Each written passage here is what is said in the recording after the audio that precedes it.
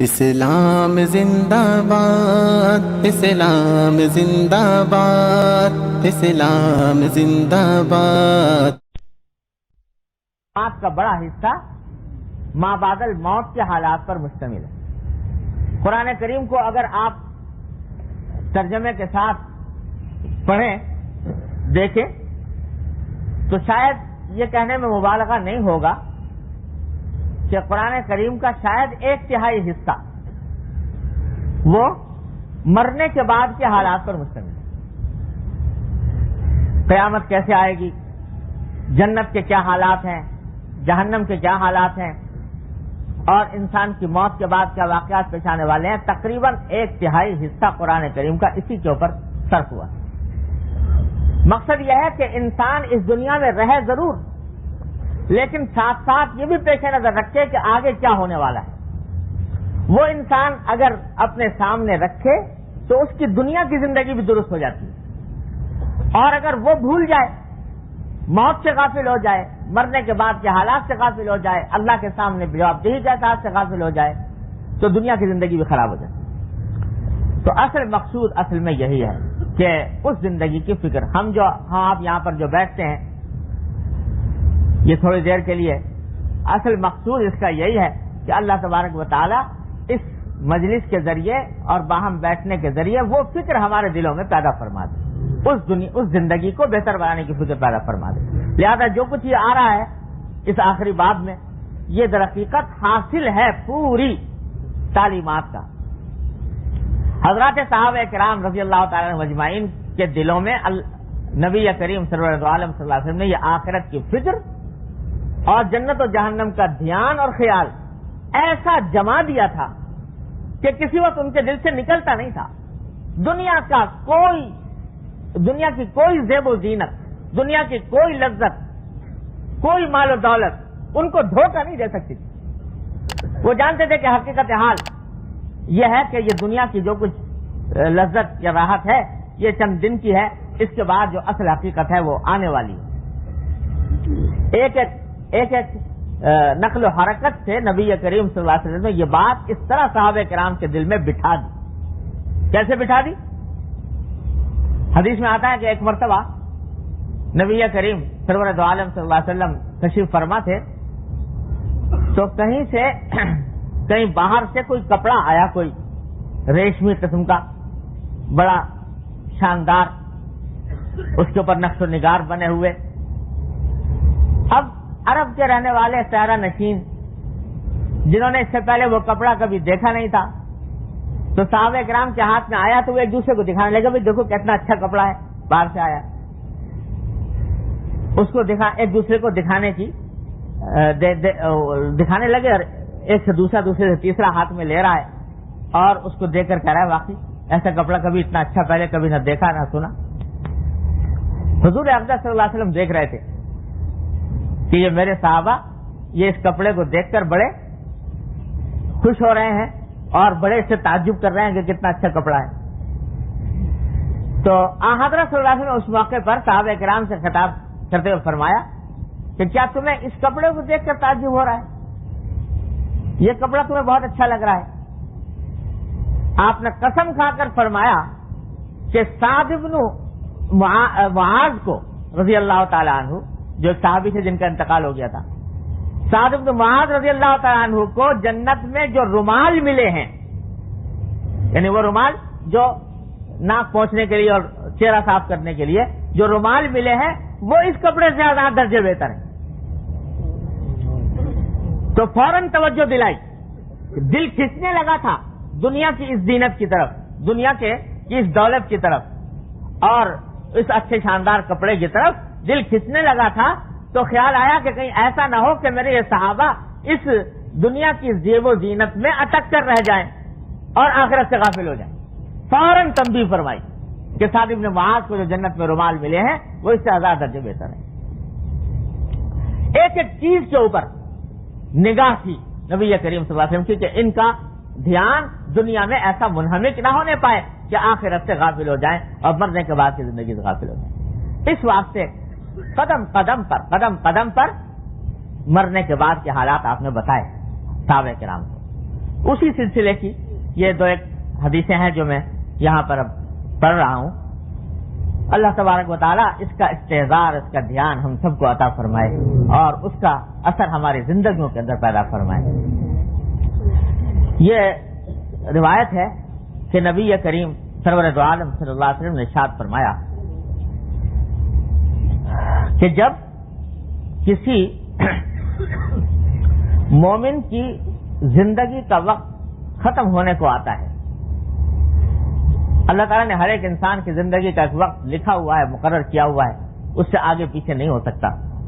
تو جب وہ وقت آ جاتا ہے کسی کا تو اللہ تبارک و تعالیٰ اس کے پاس ملک الموت کو بھیجتے ہیں، ایسے فرشتے کو بھیجتے ہیں جو اس کی روح قبض کرنے کے لیے جاتا ہے. اب اس کو اللہ تبارک و تعالیٰ کے پاس واپس بھیجنا ہے. تو جب وہ ملک الموت آتا ہے اس کی روح قبض کرنے کے لیے، تو آپ جانتے ہیں کہ ہر انسان کے ساتھ اللہ تبارک و تعالیٰ نے دو فرشتے مقرر فرمائے ہیں اس کے اعمال لکھنے کے لیے. ایک فرشتہ ہے جو اس کے نیک اعمال لکھتا ہے اور ایک فرشتہ ہے جو اس کے برے اعمال لکھتا ہے، جس کو قرآن کریم میں کرامن کاتبین سے تعبیر کیا گیا ہے. اور روایات سے معلوم ہوتا ہے کہ ایک اس کے دائیں جانب ہوتا ہے اور ایک اس کے بائیں جانب ہوتا ہے. دائیں جانب والا فرشتہ نیک اعمال لکھتا ہے، بائیں جانب والا فرشتہ اس کے برے اعمال لکھتا ہے. تو یہ فرشتے وہ ہیں کہ جب سے انسان بالغ ہوا اور مکلف ہوا، اس بالغ ہونے کے وقت سے لے کر مرتے دم تک اس کے ساتھ رہتے ہیں.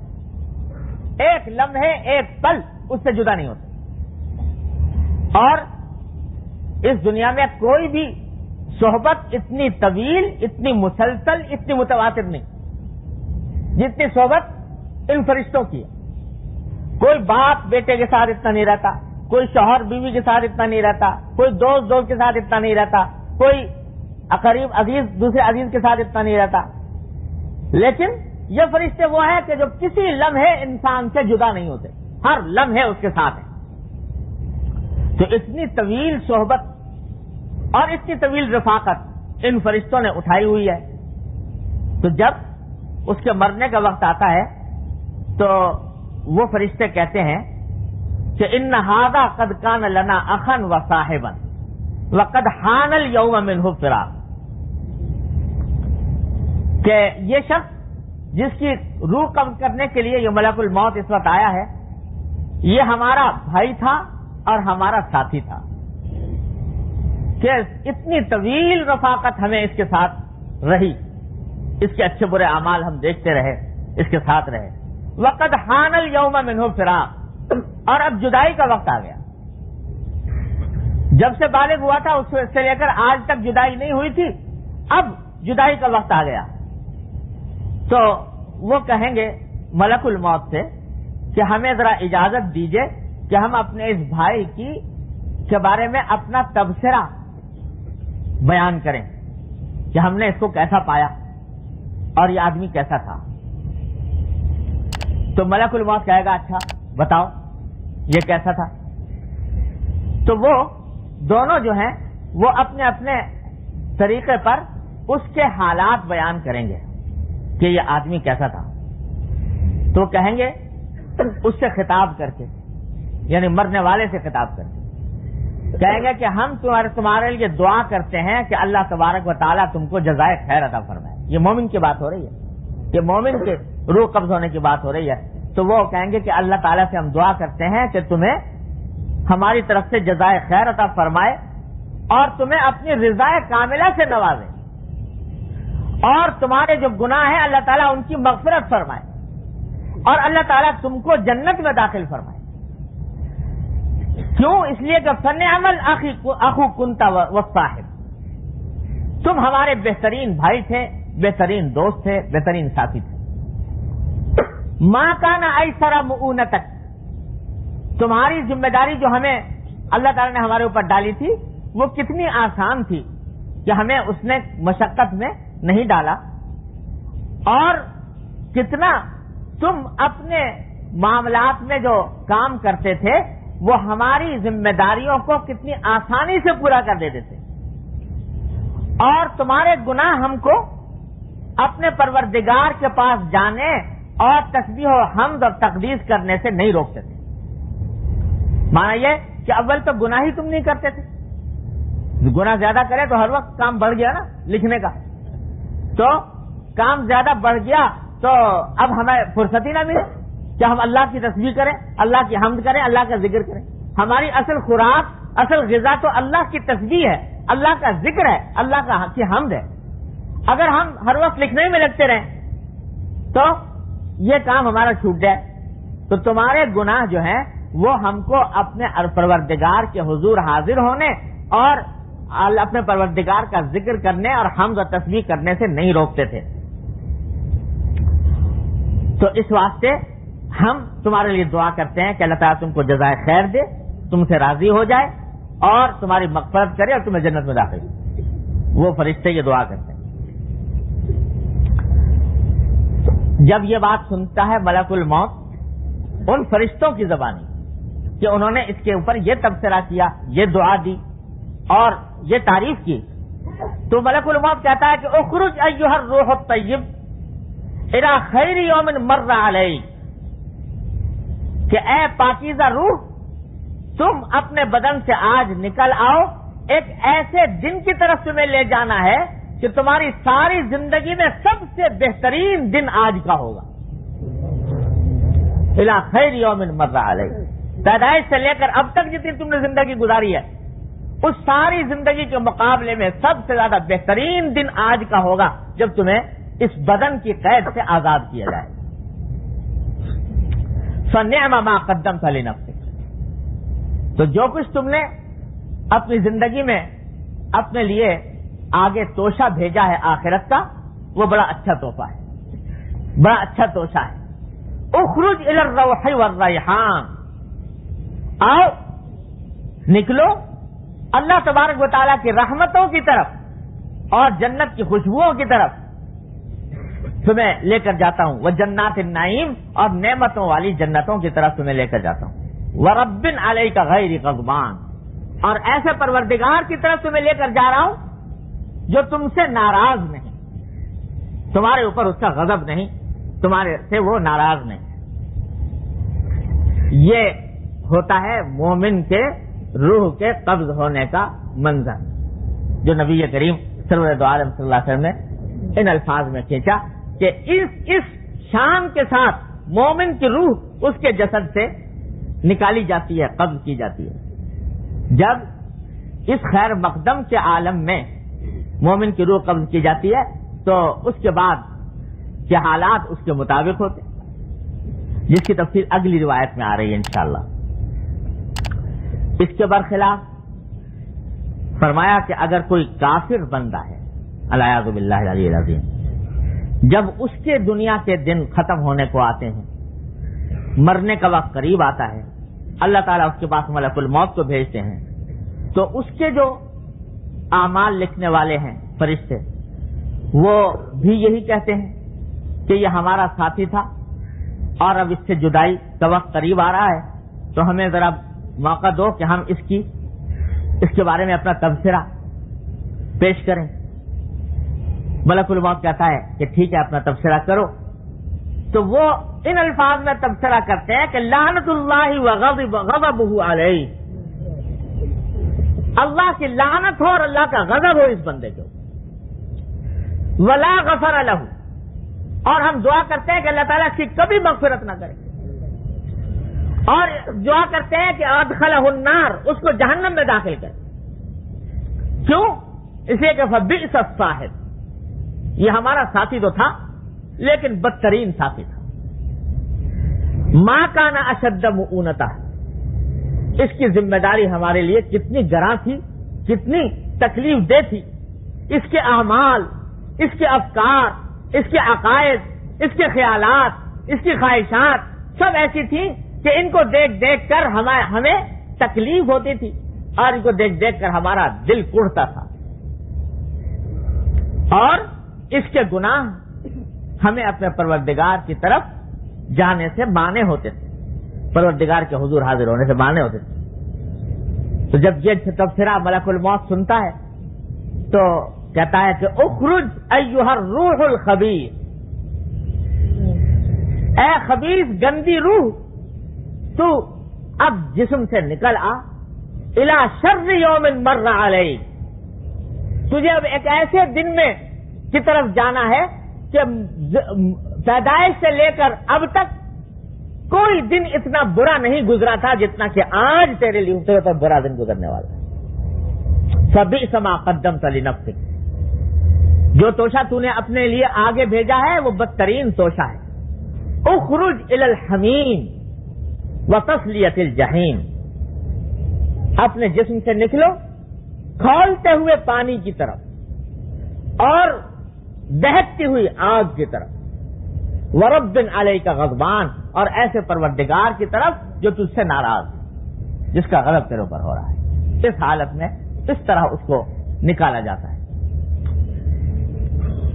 تو العیاذ باللہ العلی العظیم، العیاذ باللہ العلی العظیم، جب پہلے ہی مرحلے پر یہ اعلان کر دیا گیا کہ لعنت اللہ علیک وغضبہ، تیرے اوپر اللہ کی لعنت ہے اور غضب ہے، اور اس حالت میں جس کو نکالا جا رہا ہے، تو آگے کے مراحل سارے اس کے مطابق ہوتے ہیں. العیاذ باللہ، اللہ تعالی ہر مومن کو اس انجام سے محفوظ فرمائے. اب سنیے، یہاں یہ حدیث ختم ہوگی. دوسری روایت میں جو آگے بیان کیے عبداللہ بن مبارک نے، اس سے اگلا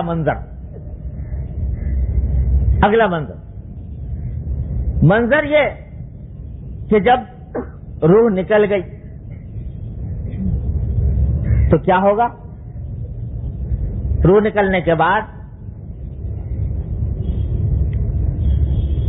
کہتے ہیں کہ جب مومن کا انتقال ہوتا ہے تو تنادت بقاع الارض، تو زمین کے مختلف حصے وہ آواز لگاتے ہیں، وہ زمین کے مختلف حصے پکارتے ہیں. کیا پکارتے ہیں؟ کہ مات عبداللہ المؤمن، اللہ کا مومن بندہ آج انتقال کر گیا، مر گیا. اور اس کے اوپر آسمان و زمین روتے ہیں. تو باری تعالیٰ ان سے پوچھتے ہیں، زمین کے اور آسمان کے ان حصوں سے جو ان پر رو رہے ہیں، کہ ما یبکیکما علی عبدی، میرے بندے پر کیوں رو رہے ہو؟ تو وہ کہتے ہیں کہ یا ربنا لم یمشی علی ناحیۃ منا قط الا وهو یذکر، کیا پروردگار یہ بندہ جو اس وقت اٹھا ہے اس کا ہم پر یہ احسان ہے کہ ہمارے یعنی زمین کے جس کسی حصے سے کبھی یہ گزرتا تھا تو اللہ آپ کا ذکر کرتے ہوئے گزرتا، آپ کو یاد کرتا ہوا گزرتا تھا. تو اس نے ہمیں آپ کے ذکر سے آباد کیا، اس نے ہمیں آپ کے ذکر سے زینت بخشی، اس کا ہم پر یہ احسان ہے. اس لیے آج جب یہ جا رہا ہے اس دنیا سے تو ہم اس لیے رو رہے ہیں کہ اے اللہ ہم کو یہ زینت بخشنے والا اور ہم کو آپ کے ذکر سے آباد کرنے والا رخصت ہو. آسمان و زمین اس کے اوپر ہوتی. اور آگے فرمایا کہ جب مرنے کے بعد مومن کو جنازے میں اٹھا کر لے جایا جاتا ہے، جنازہ میں رکھ دیا گیا اور لوگ اٹھا کر لے جا رہے ہیں کندھا بدل بدل کر. تو حدیث میں اس جگہ یہ فرمایا گیا ہے کہ وہ بندہ جس کو جنازے پر اٹھا کر لے جا رہے ہیں وہ اپنے اٹھانے والوں سے یہ کہتا ہے. کس طرح کہتا ہے؟ زبان حال سے کہتا ہے یا حقیقتاً اللہ تبارک و تعالیٰ اس کو کوئی زبان عطا فرماتے ہیں، اسے کہتا ہے اللہ ہی بہتر جانتا ہے. لیکن کہتا ہے، کیا کہتا ہے؟ کہ اسرعوا بی، مجھے جلدی لے جاؤ، مجھے جلدی لے جاؤ. کیوں؟ اس واسطے کہ ایک بہترین منزل میرا انتظار کر رہی ہے، ایک ایسے وطن میں پہنچنا ہے جس کی طرف میں میری ساری زندگی گزاری، اس واسطے مجھے جلدی لے جاؤ. اور اسی وجہ سے حدیث میں فرمایا نبی کریم صلی اللہ علیہ وسلم نے کہ جب کسی کا انتقال ہو جائے تو چاہے وہ مومن ہو یا کافر، نیک ہو یا بد، اس کو جلدی سے جلدی دفن کرنے کی کوشش کرو۔ کیوں؟ حدیث میں خود وجہ بیان فرمائی کہ اگر وہ مومن تھا، نیک تھا، تو بھائی اس کو اپنی منزل پر پہنچنے میں کیوں دیر کراتے ہو؟ جلدی سے جلدی اس کو پہنچاؤ اپنی منزل پر۔ اللہ تبارک و تعالیٰ کی رحمتوں کی آغوش میں اس کو جانا ہے تو اس کے راستے میں رکاوٹ نہ بنو، جلدی سے جلدی اس کو پہنچاؤ۔ اور اگر وہ کافر ہے اور برا ہے تو حدیث میں فرمایا فلا یبعد الا اہل النار، کہ بھئی اب جب دوزخی ہے تو دوزخی کو جلدی سے جلدی اپنے آپ سے رخصت کرو، اپنے آپ سے ہٹاؤ اس کو، تو جلدی سے جلدی رخصت کرو۔ تو ہر حالت میں مردے کو جلدی سے جلدی دفن کرنے کی کوشش، یہ اس کی تاکید فرمائی نبی کریم صلی اللہ علیہ وسلم نے۔ ہمارے ہاں اس بارے میں بڑی غفلتیں ہوتی ہیں، بہت دیر کر دی جاتی ہے بلا وجہ، کسی معقول وجہ کی وجہ سے ہو، عذر کی وجہ سے ہو تو بات دوسری، لیکن عام حالات میں جلدی سے جلدی جتنا ہو سکے تجہیز و تکفین میں اور دفن میں جلدی کرنے کا حکم ہے شریعت کے اندر۔ بہرحال فرمایا کہ وہ کہتا یہ ہے کہ مجھے جلدی لے جاؤ اپنی منزل کی طرف۔ فَإِذَا وُضِعَ فِي لَحْدِهِ، جب اس کو لحد میں رکھ دیا جاتا ہے قبر میں، تو کلمتہ الارض، تو جس زمین پر اس کو رکھا گیا وہ اس سے بات کرتی ہے، وہ کہتی ہے مردے کو، کیا کہتی ہے؟ قالت له ان كنت لاحبك وانت على ظهري فانت الان احب الي، وہ زمین اس سے خطاب کر کے کہتی ہے کہ اے اللہ کے بندے، جب تو میری پشت پر چلا کرتا تھا تو میں اس وقت بھی تجھ سے محبت کرتی تھی، جب تو میری پشت پر چلتا تھا تو اس وقت بھی میں تجھ سے محبت کرتی تھی، اور آج جب تو میری آغوش میں آ گیا تو آج تو مجھے اس سے زیادہ محبوب ہے۔ فأنت الآن أحب إلي۔ اور اس کے برعکس والعیاذ باللہ کہتے ہیں جب کافر کو اٹھا کر لے جایا جاتا ہے جنازے میں تو وہ یہ کہتا ہے کہ ارجعوا بی ارجعوا بی، مجھے واپس لے جاؤ، مجھے واپس لے جاؤ، میں وہاں جانا نہیں چاہتا۔ اور جب اس کو اس کی قبر میں رکھ دیا جاتا ہے تو زمین اس سے بھی بات کرتی ہے اور کہتی ہے کہ جب تو میری پشت پر چلا کرتا تھا تو میں تجھ سے بغض رکھتی تھی، میں تجھے ناپسند کرتی تھی، اور آج جب تو میرے اندر آ گیا تو تو مجھے پہلے سے زیادہ مبغوض ہے، مجھ سے پہلے سے زیادہ ناپسند ہے۔ یہ کلام کرتی ہے۔ یہ اس طرح استقبال ہوتا ہے قبر کی طرف سے اور زمین کی طرف سے، مومن کا اس طرح اور کافر کا اس طرح۔ اگلی روایت میں یہ بیان فرمایا گیا کہ جب میت کو رکھ دیا گیا قبر کے اندر تو کیا ہوتا ہے؟ کہتے ہیں ان المیت یقعد فی حفرۃ، کہ میت کو بعد میں اس قبر کے اندر بٹھایا جاتا ہے۔ کس طرح بٹھایا جاتا ہے؟ وَهُوَ يَسْمَعُ وَخَطَ مُشَيِّعِي، بٹھایا جاتا ہے اور جو لوگ اس کو دفن کرنے کے لیے آئے تھے ان کے واپس جانے کے قدموں کی آہٹ وہ سنتا ہے کہ یہ لوگ مجھے پہنچانے آئے تھے، دفن کر گئے اور اب مجھے تنہا اس گڑھے میں چھوڑ کر جا رہے ہیں، اس کی آواز اس کو سنائی جاتی ہے، اس کو آواز وہ سنتا ہے۔ وَلَا يُكَلِّمُهُ شَيْءٌ أَوَّلَ مِنْ حُفْرَتِهِ، اور کہتے ہیں کہ اس سے سب سے پہلے جو بات کرتا ہے وہ وہی گڑھا یعنی قبر ہے جو اس سے بات کرتی ہے۔ کیا کہتی ہے؟ ایک تو وہ جملہ جو پہلے بتایا تھا، یہاں اس روایت میں یہ کہا گیا کہ وہ اس سے خطاب کر کے یہ کہتی ہے کہ وَيْحَكَ ابْنَ آدم أَلَيْسَ قَدْ حُذِّرْتَنِي وَحُذِّرْتَ ضِيقِي وَظُلْمَتِي وَنَتْنِي وَحَوْلِي، کہ اے ابن آدم، اے آدم کے بیٹے، اب تمہارے پاس موجود ہو کہ یہ لے کر آیا ہوں، یہ وہ باتیں ہیں جو حضور اقدس نبی کریم صلی اللہ علیہ وسلم نے ان روایت نے اور آپ کے صحابہ کرام نے ان روایتوں کے اندر بیان فرمائی.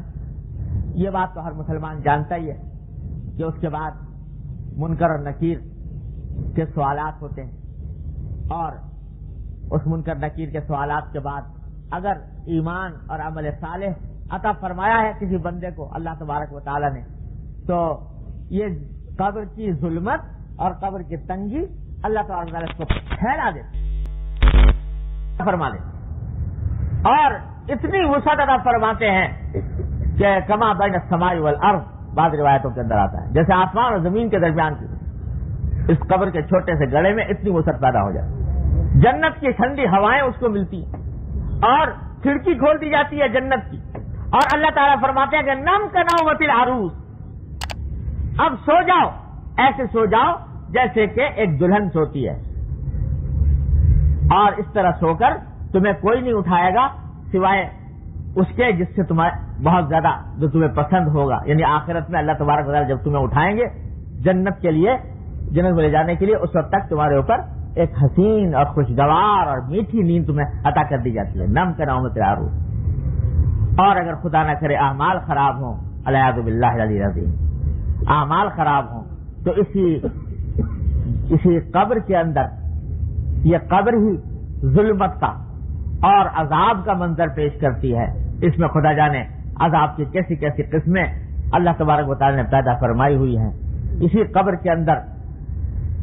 قبر کے اندر تاریکی ہوتی ہے، اسی کے اندر سانپ بچھو ہوتے ہیں، اسی کے اندر اللہ بچائے اس کے اندر مار پیٹ ہوتی ہے، اور کیا کچھ ہوتا ہے احادیث کے اندر تفصیل اس کی آئی ہے عذاب قبر کی. اللہ تعالیٰ اپنی رحمت سے، اپنے فضل و کرم سے ہم سب کو اس عذاب قبر سے بھی اور عذاب حشر سے بھی، عذاب دوزخ سے بھی اپنی رحمت سے نجات عطا فرمائے. میرے والد ماجد صلی اللہ تعالیٰ سے فرمایا کرتے تھے، بعض لوگ کہتے ہیں نا کہ بھائی ابھی تو حساب و کتاب ہوا نہیں، آخرت میں جا کے قیامت کے بعد حساب و کتاب ہوگا، اس کے بعد جنت جہنم کے فیصلے ہوں گے، تو یہاں ابھی قبر سے کیسے عذاب اور ثواب شروع ہو گیا؟ عذاب ثواب جو ہے وہ تو اس وقت ہونا چاہیے جب حساب کتاب پورا ہو جائے. حساب کتاب ہوگا آخرت میں جب حشر، میدان حشر ہوگا، میدان حشر کے بعد حساب و کتاب ہوا کرے گا. تو میرے والد ماجد صلی اللہ تعالیٰ سے اللہ تعالیٰ ان کے درجات بلند فرمایا کرتے ہیں بھائی یہ جو عالم برزخ ہے، یعنی عالم برزخ اس عالم کو کہتے ہیں جو مرنے کے بعد سے لے کر اور قیامت کے قائم ہونے تک کا جو زمانہ ہے، برزخ اس کو کہتے ہیں. یہ عالم برزخ جو ہے یہ در حقیقت ویٹنگ روم ہے آخرت کا. تو فرمایا کرتے کہ جیسے اگر فرسٹ کلاس کے مسافر ہو تو اس کا ویٹنگ روم بھی فرسٹ کلاس ہوگا، اگر سیکنڈ کلاس کے مسافر ہو تو اس کا ویٹنگ روم بھی ویسا ہی ہوگا، اور اگر تھرڈ کلاس کے ہو تو اس کا ویٹنگ روم بھی ویسا ہی ہوگا. تو اگر اعمال صالح ہیں تو فرسٹ کلاس کے ویٹنگ روم میں ہو، لہذا وہاں پر جنت کی کھڑکی کھلی ہوئی ہے، ہوائیں آ رہی ہیں، اللہ تعالیٰ کی نعمتیں پہنچ رہی ہیں. اور اگر خدا نہ کرے برے اعمال ہیں تو یہ ویٹنگ روم ہے دوزخ کا، العیاذ باللہ. لہذا وہ حوالات ہے، اصل سزا تو جیل میں جا کے شروع ہوگی، لیکن یہ حوالات ہے، حوالات میں بھی پٹائی ہوتی ہے. تو یہ جو وقت ہے یہ ویٹنگ، انتظار کا وقت ہے. اس واسطے اس کے اندر بھی عذاب کی جھلکیں دکھائی جاتی ہیں اور ثواب کی جھلکیں دکھائی جاتی ہیں قبر کی حالت میں. اللہ تعالیٰ اپنی رحمت سے، اپنے فضل و کرم سے ہم سب کو اللہ تعالیٰ عذاب قبر سے نجات عطا فرمائے، اپنے غضب سے نجات عطا فرمائے، اور اللہ تبارک و تعالیٰ مومن کا انجام ہم سب کو عطا فرمائے. یہ ہے جناب عالم برزخ کی تھوڑا سا خاکہ جو اس حدیث کی ان روایتوں کے اندر حضور اقدس صلی اللہ علیہ وسلم کی زبانی بیان کیا. آگے پھر جنت اور جہنم کا تھوڑا سا ذکر ہے، اور اس کے بارے میں حضور اقدس صلی اللہ علیہ وسلم کے بعد ارشادات بیان فرمائے گئے ہیں. آج ہم اور آپ در حقیقت اس عالم کا تصور کر نہیں سکتے، کتنا ہی اپنے تخیل کو وسعت دیں اس میں کھینچ تان کریں، لیکن ہماری سمجھ میں آ نہیں سکتا۔ اس واسطے قرآن اور سنت نے تھوڑی تھوڑی جھلکیں ضرور بتائی ہیں اس عالم کی، لیکن اس کی پوری تفصیل نہ بتائی ہے، نہ بتائی جا سکتی ہے، نہ سمجھی جا سکتی۔ دیکھو حضرت مولانا رومی رحمۃ اللہ علیہ ایک بڑی اچھی مثال سے اس بات کو سمجھاتے ہیں کہ دیکھو، جب ایک بچہ ماں کے پیٹ میں ہوتا ہے، ماں کے پیٹ میں ہے، اس نے ابھی تک دنیا دیکھی ہی نہیں، اس ماں کے پیٹ میں جو بچہ ہے اس کی ذہنیت کو، اس کے ذہن کو پڑھنے کی کوشش کرو۔ اس سے اگر کوئی یہ کہے کہ بھائی تو جس ماں کے پیٹ میں ہے یہ تو بہت ہی چھوٹا سا عالم ہے اور گندا ہے، اور جس چیز کو تو نے اپنا غذا بنا رکھا ہے، ماں کے پیٹ میں بچے کی غذا ہوتی ہے ماں کا خون، اور خون بھی گندا خون، وہ اس کی غذا ہوتی ہے۔ تو جس چیز کو تو نے اپنی غذا بنا رکھا ہے وہ تو انتہائی گندی چیز ہے، ناپاک چیز ہے، نجس چیز ہے، اور جب تو یہاں سے نکلے گا اس ماں کے پیٹ سے، تو جتنا ہی تجھے ماں کا پیٹ نظر آ رہا ہے اس سے لاکھوں کروڑوں گنا بڑا عالم بعد میں آنے والا ہے، اور تو وہاں جا کر یہ جس چیز کو بڑے مزے سے کھاتا ہے، اپنی غذا بنا رکھا ہے، اس کو دیکھ کر نفرت کرے گا، اس کا تصور کر کے نفرت کرے گا، اور وہاں تجھے ایسی غذائیں اور ایسی لطیف چیزیں کھانے کو میسر آئیں گی کہ تو یہ سب بھول جائے گا، اس کے اوپر لعنت بھیجے گا کہ میں کس چیز کو میں اپنی لذت کا محور سمجھ رہا تھا۔ اگر اس وقت اس بچے کو یہ بات کہی جائے ماں کے پیٹ میں، کیا وہ باور کر سکے گا؟ وہ تو سمجھے گا کہ میری یہی کائنات ہے، اور اس سے باہر، اس سے بڑی کوئی کائنات ہو نہیں سکتی، اس سے بڑی کوئی دنیا نہیں ہو سکتی، اس سے بڑا کوئی عالم نہیں ہو سکتا، اور جو لذتیں مجھے یہاں نصیب ہو رہی ہیں اس سے بڑھ کر کوئی اور لذت ہو ہی نہیں سکتی۔ لیکن جب ماں کے پیٹ سے، تو میرے والد فرمایا کرتے تھے، اللہ تعالیٰ کے درجات بلند فرمائے، کہ حضرت انسان جو ہے جب ماں کے پیٹ سے دنیا کے اندر آتے ہیں تو ترک وطن کے صدمے میں روتے ہوئے تشریف لاتے ہیں کہ اس کو وطن بنا لیا تھا ماں کے پیٹ کو، اور اسی کے ساتھ اپنی آرزویں وابستہ کر لی تھی، اسی کے ساتھ اپنی تمنائیں وابستہ کر لی تھی، اسی کو اپنا سب کچھ سمجھ لیا تھا، اس کو اپنا دائمی وطن مستقر سمجھ لیا تھا۔ جب چھوڑ کر آئے تو ترک وطن کے صدمے میں تو روتے ہوئے تشریف لائے۔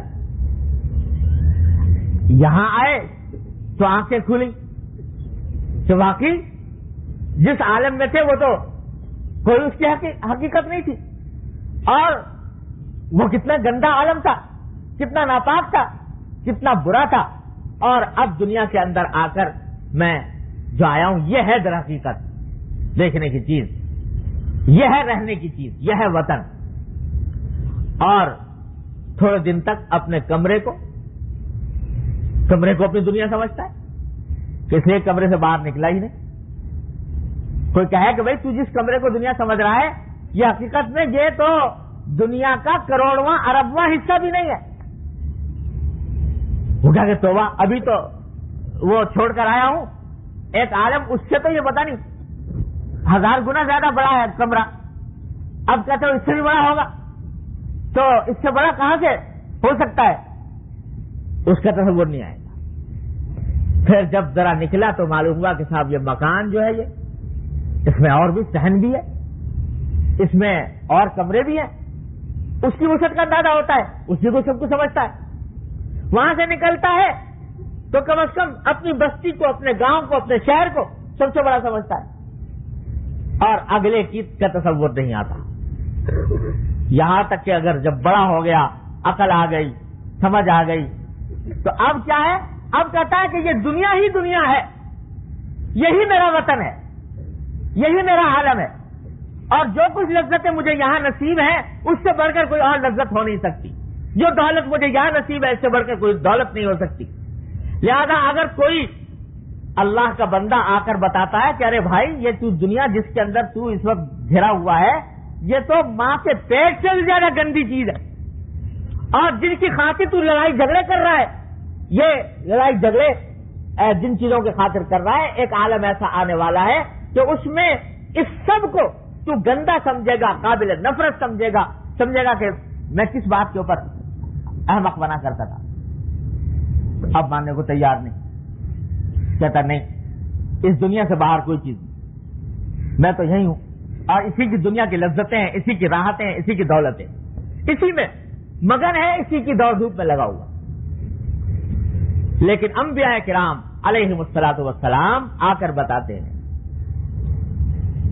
کہ نادان، جس طرح تو اب تک غفلت میں رہا ہے کہ ہر مرحلے پر تو نے آنے والے مرحلے کا انکار کیا، ہر مرحلے پر تو نے اپنے آپ کو وہی کا قیدی سمجھا اور اس سے آگے کی چیز کا انکار کیا، اسی طرح یہ بھی تیری منزل نہیں ہے، تیری منزل اور ہے آگے آنے والی۔ تو وہ انبیاء کرام علیہ السلام کی بات سمجھنے میں اس کو دشواری پیش آتی ہے۔ سمجھے کیسے؟ اس واسطے کہ ابھی تک ذہن اور فکر الجھا ہوا ہے اسی دنیا کی۔ میرے والد ماجد اللہ تعالیٰ ان کے درجات بلند فرمائے ایک قصہ اپنا سنایا کرتے تھے اور اس سے بڑا کام لیا کرتے تھے۔ ہمارے کہ بچپن میں دیوبند میں کہتے ہیں ہم جب مجھے یاد ہے کہ میں بچہ تھا تو ایک کھیل کھیلا کرتے تھے بچے۔ کھیل کیا کہ وہ پورے کہلاتے تھے ہمارے دیوبند میں، پتہ نہیں اس کا اور کیا نام ہوتا ہے، سرکنڈے جیسے ہوتے ہیں چھوٹے چھوٹے کسی بانس کے۔ تو بچے جو ہوتے تھے وہ کوئی اگر اوپر ڈھال ہے تو بچے جو ہیں وہ لڑکاتے تھے سرکنڈے اور اس میں ایک دوسرے سے آگے بڑھنے کی کوشش کرتے ہیں کس کا سرکنڈا پہلے زمین پہ پہنچتا ہے۔ تو جس کا پہلے پہنچ گیا وہ جیت گیا اور اس جیتنے کے نتیجے میں دوسرے کا ایک سرکنڈا جو ہے وہ لے لیتا تھا، اس کا قبضہ کر لیتا تھا۔ تو کہتے ہیں یہ کھیل تھا، کسی کو سرکنڈے توڑ کے لائے 8-10، اب وہ دونوں نے لٹکانے شروع کیا، اب لے کے جس کا پہلے پہنچ گیا جو جیت گیا اس نے دوسرے کے سرکنڈے پر قبضہ کر لیا۔ تو فرماتے ہیں کہ مجھے یاد ہے وہ منظر کہ میں ایک مرتبہ اپنے تائے زاد بھائی کے ساتھ یہ کھیل کھیل رہا تھا، سرکنڈوں کا، پوروں کا، اوپر سے لڑکاتا اور جو جیت جاتا وہ دوسرے کے لے لیتا۔ تو میرے تائے زاد بھائی جو تھے انہوں نے مجھے اس کھیل میں ایسا ہرایا کہ جتنے میرے سرکنڈے توڑ کے لایا تھا سارے کے سارے انہوں نے قبضہ کر لیا۔ تو فرماتے ہیں مجھے آج تک وہ منظر یاد ہے اور وہ اس احساس کا اب تک دل میں خیال ہے کہ میں یہ سمجھا کہ میری کائنات لٹ گئی اور میں بالکل مفلس قلاش ہو گیا اور اس سے زیادہ میرے ساتھ کوئی اور ظلم اور کوئی غم کی بات نہیں ہو سکتی کہ میرے سارے سرکنڈے اٹھا کے لے گئے۔ کہتے ہیں مجھے اب تک وہ منظر اس لیے یاد ہے کہ دل پر اتنا صدمہ ہوا تھا کہ جیسے کسی کی زمین جائیداد کو لوٹ کے لے جائے تو اس میں بھی اتنا صدمہ نہ ہو جتنا مجھے اس وقت ہوا تھا۔ آج تک وہ یاد ہے، لیکن اب جب اس کو یاد کرتا ہوں تو ہنسی آتی ہے کہ کس چیز کے ضائع ہونے پر اتنا غمگین ہوا، اتنا رنجیدہ ہوا، اتنا پریشان ہوا۔ ارے وہ کوئی چیز تھی، کوئی دمڑی اس کی قیمت نہیں تھی اس پورے کی اور سرکنڈے کی، اور اس کے باوجود میں اتنا رو رہا تھا اور اتنا پریشان ہو رہا تھا کہ جیسے دنیا لٹ گئی۔ تو فرماتے ہیں جس طرح ہم آج اس پر ہنس رہے ہیں، اللہ تبارک و تعالیٰ اپنی رحمت سے ہم کو جنت عطا فرما دے تو یہ وہاں جا کر اس زمین جائیداد کے جھگڑوں پر جو رنج اور صدمہ ہوتا ہے اس پر اسی طرح ہنسا کریں گے کہ یہ بھی کوئی چیز تھی جس کے اوپر ایک دوسرے سے لڑتے، یہ بھی کوئی چیز تھی جس کے اوپر اتنا صدمہ کرتے، اتنا افسوس کرتے، اتنا رنج کرتے۔ آج چونکہ آنکھوں پر پردے پڑے ہوئے ہیں اس دنیاوی زیب و زینت کے، اس واسطے آخرت کی نعمتوں کی قدر نہیں اور اسی کو سب کچھ سمجھے بیٹھے۔ اس لیے حضور نبی کریم صلی اللہ علیہ وسلم جنت کے حالات بیان فرماتے ہیں تاکہ ذرا کچھ تھوڑا سا اندازہ تو ہو تمہیں کہ کس چیز کو لیے بیٹھے ہو، کس چیز کو اپنا منتہا مقصود قرار دیا ہوا ہے۔ تو وہ ہے یہ اگلا باب۔ اب تو وقت ختم ہو گیا، انشاءاللہ اللہ تعالیٰ نے زندگی عطا فرمائے۔ تو اگلے جمعہ میں اس کی تفصیلات کروں گا.